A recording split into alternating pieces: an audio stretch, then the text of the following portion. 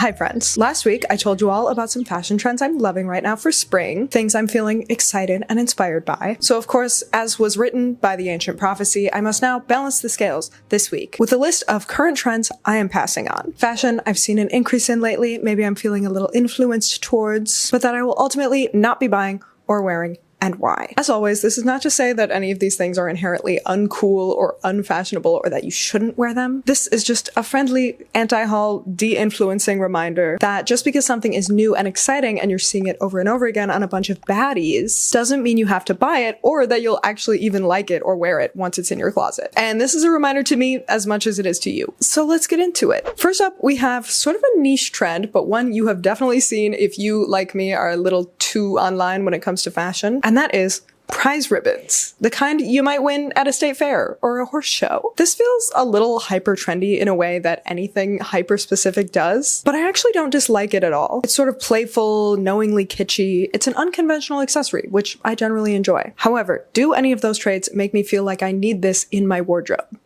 No. Do I think this is something that would totally transform my style?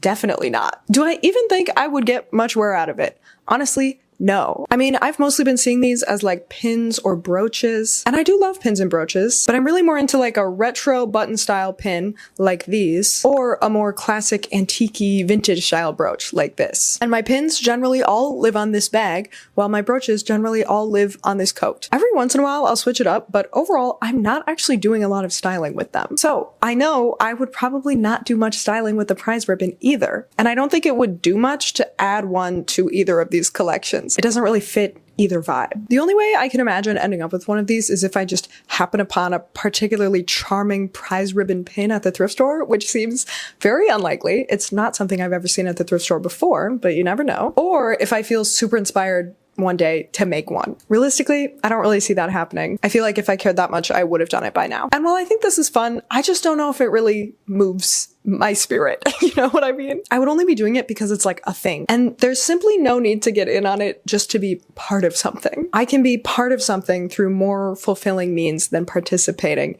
in niche fashion trends. All right, our next trend is really kind of an evergreen spring trend. It tends to repeat every spring, but if something only comes up in a certain season, I feel like that still counts as sort of like a seasonal trend or fashion that I'm being influenced towards. And in this case, it is pastels. Really any pastels, but especially pale pink and pistachio green. Those are the big ones that I feel like I keep seeing people talking about. It's on the runways. Apparently these are the incoming pastels, the follow-ups to the butter yellow pastel, if you will. What an exhausting sentence. Are you tired of this already? I'm tired of this already. Just the minutia of it all with specific color trends. Anyway, why am I passing on these colors? Well, firstly, I generally don't wear pastels, period, because they don't resonate with my style and I don't think I look good in them. I think they wash me out. And secondly, even if I did wear pastels, I don't think I would choose these ones. I don't wear much pink in general, and pale pink especially, because it's just way too similar to like the color of my face. It blends a little too seamlessly with my skin. And green I do wear quite a lot, but I tend to lean towards warmer shades of green, more of an olive, a chartreuse, that sort of thing. So there's just nothing about this cooler, mintier green that really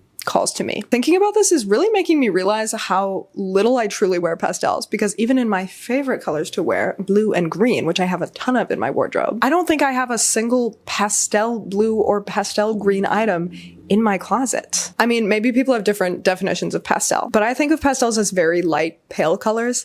And yeah, as a relatively pale person, those just don't do much for me. Okay, this next trend is something that has been sort of a spring-summer trend since at least last spring and summer, I think, but I don't think I've talked about it on this channel before. It is sequins. Was this a winter holiday trend too? I don't know. I feel like people are always talking about sequins and sparkles during the holidays, but I'm thinking of it in like bright colors, mini skirts, much more of a tropical island festival spring break vacation vibe. Sequins are a perfect example of something I hated at first, and then after slowly seeing them over and over again, I've come to appreciate their beauty aesthetically.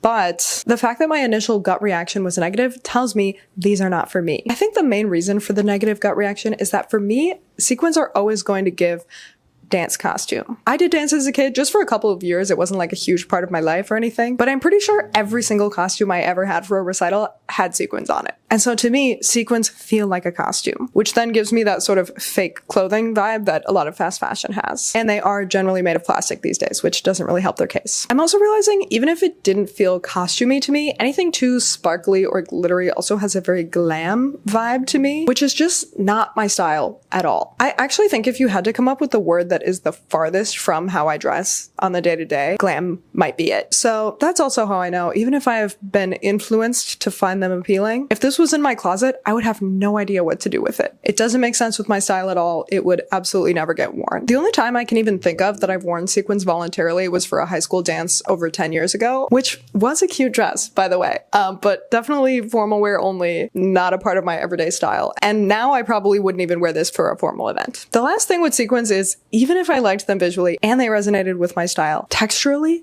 against my skin, I absolutely hate them. They're scratchy on skin, they get stuck on stuff, and also, this isn't really a sensory thing, but they're so hard to wash. Y'all know I am a natural fibers girly, so a bunch of little sharp pieces of plastic pressed against my skin on my clothing is my personal nightmare. Honestly, I think I'm reconvincing myself how much I dislike sequins just by talking about them. Overall, this is the perfect example of something I have kind of come around to enjoy looking at, but that could not be less for me as an actual product. And I just know I would never wear this in my real day-to-day life. Okay, this next trend is something I haven't really seen anyone talk about, but I've been seeing it from so many brands. It is bold graphic florals. Maybe no one is talking about it because we're all scared to bring up florals for spring because we're scarred by Meryl Streep's Miranda Priestley of The Devil Wears Prada, parentheses 2006. But just because florals for spring is eternal doesn't mean they're not also part of the trend cycle. Every piece of clothing is part of the trend cycle. That's kind of the point of the cerulean monologue, also performed by Meryl Streep's Miranda Priestley of The Devil Wears Prada, parentheses 2006. Different types of florals are definitely popular at different times. Like when I think of a 70s floral versus an 80s floral versus a 90s floral, they're all different. This is all to say, lately I have been seeing many brands put out very bold graphic florals, often with stems, and often so big that they're not even really patterns so much as like graphic motifs. Honestly, I had to put this on this list because I have been finding myself so delighted by it, particularly this Lisa Sesga x Tyler McGillivray collection. But in my gut, I just know this is not for me. It's playful, it's kitschy, it's almost campy, and these are all traits I really enjoy seeing in style and in art even, but I think I am actually just not a very campy, kitschy person. Maybe that connects with the sequins and the prize ribbon too, now that I think about it. I don't know if I would describe my style as subtle in general, but it's definitely more subtle than this sort of motif, or maybe more serious is the word, maybe a little too self-serious, honestly. I think I could to take style a little less seriously at times. And I think my style is also a little more oriented around small details rather than big, bold statements. I mean, this outfit kind of illustrates that perfectly. Maybe some other big, bold statement motif would speak to me a little more than these flowers do, but I also think big florals specifically feel very girly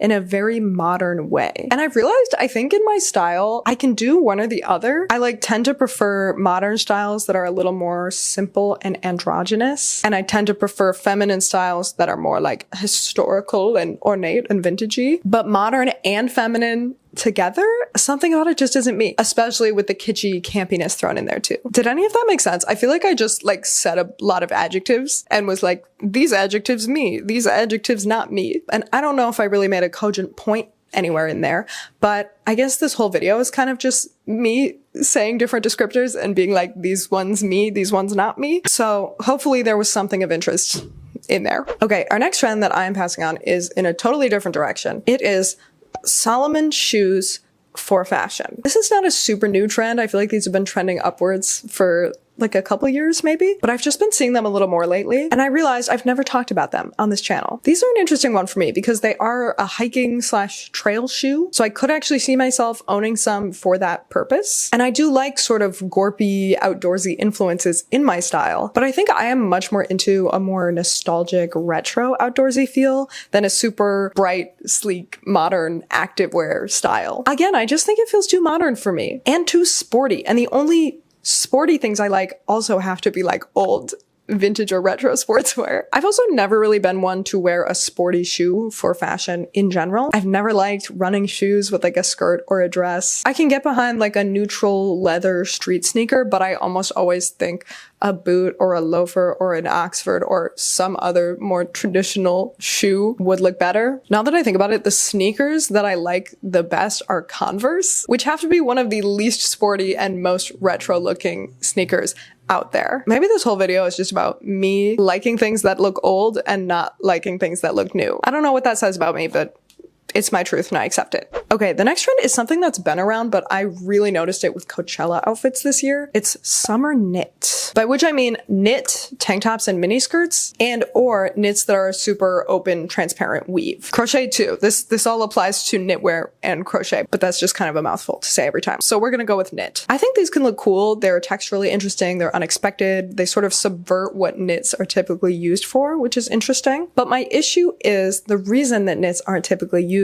for summer clothing is because it doesn't actually work very well. They're kind of thick and warm. So a thick, warm clothing item that only covers a very small portion of your body is just always going to be too warm or too cold for me. And personally, I cannot imagine when or where I would actually wear this. Then alternatively, we have super open weave knits, which are a bit more breathable, but then also require you to wear something underneath because you can see through them. I guess this could work for like a super light way to add some layering and texture to a summer look. I don't hate that, but really my issue with this one is that those open holes are going to get caught on everything and they're going to be really difficult to wash or really easy to destroy accidentally in the wash. It just seems like a very high maintenance piece of clothing. I'd be worrying about it the whole time I'm wearing it, and then I'd be worrying about washing it after I wear it, and then I'd never want to wear it because I wouldn't want to wash it after. I think it's just not worth the mental energy for me personally. So basically, whether it's like a chunkier knit that's not loose but thick and warm, or a looser knit that's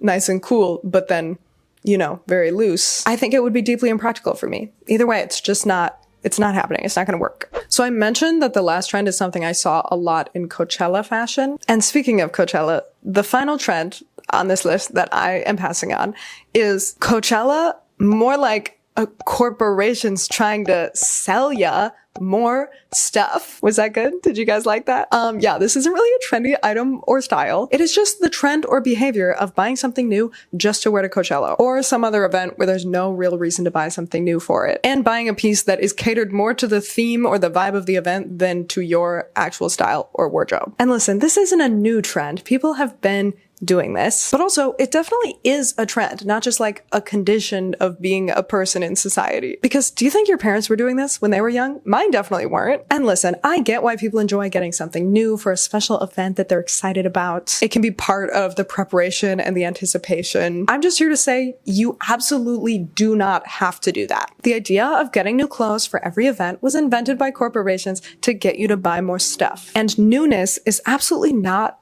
a requirement to be appropriately dressed for an event or to get the most out of the experience. I also want to say, if you do want to get something new for an event like a festival or even with wedding season coming up, you will thank yourself later if you get something that you can rewear for other events or just rewear casually in your everyday life, which means getting something that will work for your lifestyle generally, and also something that isn't totally outside of your usual style just to fit the event. I realize we've gone off the rails with trend commentary here a little bit. Thanks for bearing with me. I just thought it might be valuable to be reminded that shopping for an event is not an innate human behavior. There is nothing requiring us to do that. With that, we've covered all the trends I have to talk about today that I've noticed lately that maybe can be tempting, but that ultimately I will not be buying or participating in. I would love to hear your thoughts on these trends in the comments, what you think of them, any other trends you've noticed that you might be passing on. And if you leave a comment, watch another video like last week's video of current fashion and trends I am loving right now, in case you missed it, and subscribe. I heard you'll get to enjoy a delicious spring lunch on a patio on a beautiful spring day soon. That's what I did today before filming this.